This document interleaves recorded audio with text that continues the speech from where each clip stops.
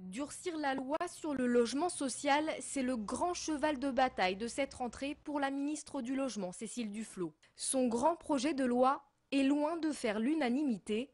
La ministre souhaite relever le seuil de 20% à 25% de logements sociaux pour les communes de plus de 3500 habitants. La loi de 2000 les obligeait à avoir 20% de logements sociaux en 2020. La ministre veut aller plus vite. Il est désormais question de 25% à atteindre en 2025. Trop vite et surtout pas applicable pour tous, estime Axel Poniatowski, le patron UMP du Val d'Oise. On est en train de changer les règles du jeu au milieu du parcours et en demandant un effort supplémentaire beaucoup plus important.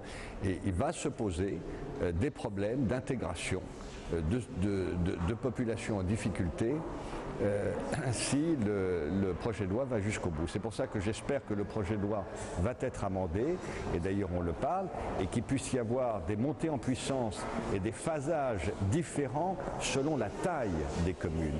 Si la droite gronde, les soutiens de Cécile Duflot se félicitent de cette avancée. Certains sont même partisans d'une application encore plus stricte.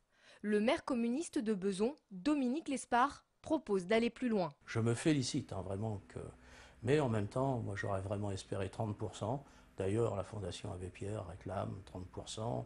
Beaucoup d'observateurs du logement pensent que 30% dans une ville de logements sociaux, 30% de logements sociaux dans une ville, ce n'est pas, je dirais, totalement impensable si on veut vraiment traiter la question. La deuxième mesure phare, multiplier par 5 les amendes pour les communes qui ne réalisent pas suffisamment de logements.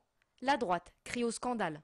Table raquette, c'est que l'État à l'évidence sait qu'un certain nombre de communes ne peuvent pas atteindre cet objectif et que c'est simplement un moyen pour récolter de l'argent supplémentaire. Quintupler les sanctions financières, pas suffisant pour Dominique Lespard. Plutôt que d'infliger des amendes qui se répercuteront sur le contribuable, le maire de Bezons, lui, souhaite sanctionner directement l'élu. Les maires qui se refusent d'appliquer la loi, une loi de justice et qui ne respectent pas non plus la Constitution française, eh bien, soient rendus inéligibles.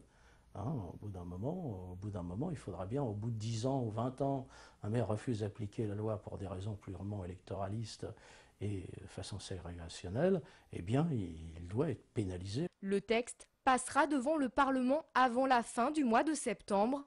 Cécile Duflot espère que ces changements entreront rapidement en vigueur, c'est-à-dire d'ici la fin de l'année.